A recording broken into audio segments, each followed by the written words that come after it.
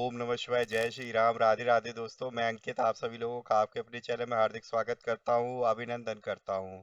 तो दोस्तों, आज मैं आप लोगों को बताने जा रहा हूँ तुलसीदास जी द्वारा विरचित श्री रामचरितमानस के बाल कांड। जी हाँ दोस्तों, मैं बाल कांड को सारांश रूप में, समरी रूप में बताने जा रहा हूँ। तो रामचरितमानस में जो भी प्रमुख घटनाएं या प्रमुख प्रसंग आए हैं, ठीक है, उसका मैं सार बताऊंगा आपको, हर एक प्रसंग का जो महत्वपूर्ण है दोस्तों। और उससे आपको एक कंप्लीट आइडिया मिल जाएगा कि ये बालकांड में आपके पास क्या दिया हुआ है। ठीक है। तो YouTube में हमारे पास एक मेंबर है, हमारी फैमिली मेंबर है, उनका एग्ज़ाम है। ठीक है। तो उनकी रिक्वेस्ट पे जो है मैं उनको क्योंकि पूरा कंप्लीट नहीं बना सकते, उनका जल्दी एग्ज़ाम है, हर एक चैप्टर वाइज, तो मैं उनको सारांश यहाँ पे बता रहा हूँ। तो आप सभी लोग भी बताइए ये सारांश आपको कैसा लगा। क्या आपको एक कंप्लीट आइडिया हो गया या ऊपर ऊपर का आपको पता चला दोस्तों। ठीक है दोस्तों, तो एक बार प्रेम से बोल दीजिए जय सीताराम हनुमान जी, जय गुरुदेव जी। तो चलिए देखिए दोस्तों, तो गोस्वामी तुलसीदास जी द्वारा रचित श्री रामचरितमानस बाल कांड का सबसे पहला और सबसे बड़ा कांड है। इसमें केवल भगवान श्री राम के जन्म और बचपन की ही कथा नहीं है दोस्तों, बल्कि यह एक नींव है जिस पर पूरी राम कथा खड़ी है। इसमें भक्ति, ज्ञान और शिव पार्वती प्रसंगों का अत्यंत सुंदर वर्णन है। चलिए आइए मैं आपको बताता हूँ कि इसके अंदर की प्रमुख घटनाओं और प्रसंगों में क्या वर्णन मिलता है दोस्तों। सबसे पहले जो हमारे पास श्री रामचरितमानस के बाल कांड की स्टार्टिंग की है तुलसीदास जी ने, वो मंगलाचरण और उसकी कथा की पृष्ठभूमि को बताता है दोस्तों। तो इसमें जो है बाल कांड की शुरुआत तुलसीदास जी द्वारा वेदना और मंगलाचरण से होती है। वे गणेश, सरस्वती, गुरु, शिव पार्वती और वाल्मीकि जी की स्तुति करते हैं। इसके बाद मानस की कथा के चार प्रमुख वक्ताओं और श्रोताओं जैसे याज्ञवल्क भारद्वाज, शिव पार्वती, काकभूषणी गरुड़ का परिचय दिया गया है दोस्तों। दूसरा प्रसंग है दोस्तों शिव पार्वती विवाह और रावण का उदय। ये भी आपकी प्रमुख घटना है दोस्तों बाल कांड की। तुमने बताया कि सबसे पहला ये कांड है दोस्तों और सबसे बड़ा कांड है दोस्तों।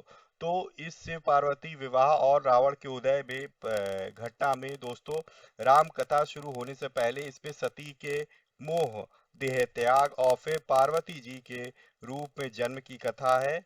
फिर जो है दोस्तों आगे चल के शिव पार्वती जी का विवाह होता है और पार्वती जी शिव से राम कथा सुनाने के लिए आग्रह करती, क्षमा करें दोस्तों, तब वो कहती है कि प्लीज मुझे जो है राम कथा सुनाइए। इसी के साथ रावण और कुंभकर्ण के जन्म और उनकी तपस्या और रावण के अत्याचारों का वर्णन भी आता है दोस्तों इसके अंदर। जब पृथ्वी रावण के पापों से त्रस्त हो जाती है, तो सारे देवतागण मिलकर भगवान विष्णु के पास जाते हैं और उनसे आग्रह करते हैं, ठीक है, कि आप जो है प्लीज अवतार ले।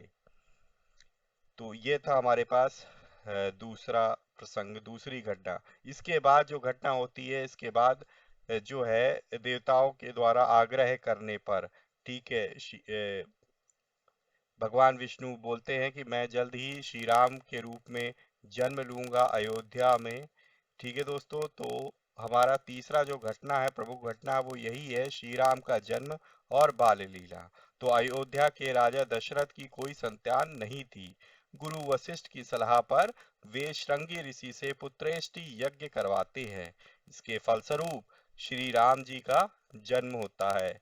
कब होता है दोस्तों? चैत्र मास की नवमी यानी राम नवमी के दिन श्री राम जी जन्म लेते हैं, यानी भगवान विष्णु श्री राम की जी के रूप में अवतरित होते हैं धरती पे। उनके साथ भरत, लक्ष्मण और शत्रुघ्न भी जन्म लेते हैं। अयोध्या में चारों ओर उत्सव का माहौल होता है।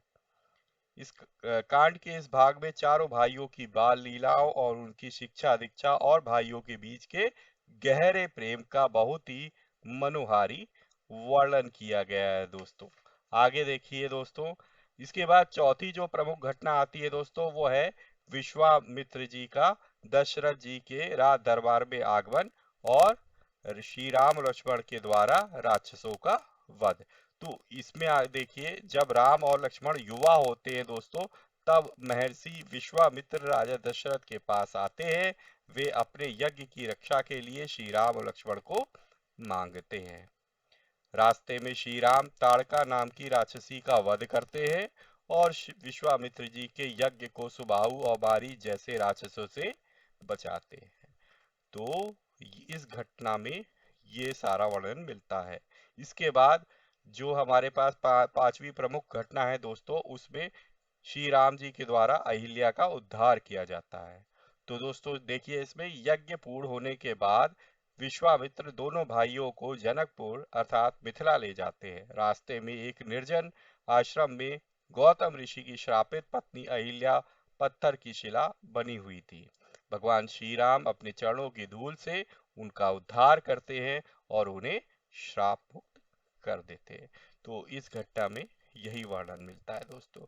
नेक्स्ट घटना है जो है वो सीता स्वयंवर और शिव धनुष भंग की आती है दोस्तों। इसमें आगे देखिए दोस्तों क्या होता है कि जनकपुर में राजा जनक ने अपनी पुत्री सीता के विवाह के लिए एक शर्त रखी थी। जो कोई भी भगवान शिव के भारी धनुष, जिसका नाम दोस्तों क्या था, पिनाक, पर अगर प्रत्यंचा चढ़ाएगा, उसी से सीता का विवाह होगा। जब देश विदेश के बड़े बड़े राजा और योद्धा धनुष को हिला भी नहीं पाते, तब गुरु विश्वामित्र जी की आज्ञा से श्री राम उठते हैं। वे न केवल धनुष उठाते हैं, बल्कि उस पर प्रत्यंचा चढ़ाते समय वह धनुष बीच से ही टूट जाता है। तो इस तरीके से वो स्वयंवर की शर्त को पूरा करते हैं। इसके बाद दोस्तों सातवां जो प्रमुख घटना आती है वो परशुराम लक्ष्मण संवाद, जब धनुष भंग हो जाता है। तो दोस्तों धनुष के टूटने पर भयंकर ध्वनि सुनकर भगवान परशुराम जी क्रोधित होकर सभा में आते हैं। उन्हें लगता है कि किसी ने उनके गुरु शिव जी का अपमान किया है। यहाँ परशुराम और लक्ष्मण जी के बीच एक बहुत ही तीखा और प्रसिद्ध संवाद होता है। अंततः श्री राम अपनी विनम्रता से परशुराम जी का क्रोध शांत करते और परशुराम जी राम को विष्णु जी का अवतार मानकर उन्हें प्रणाम कर वन चले जाते हैं।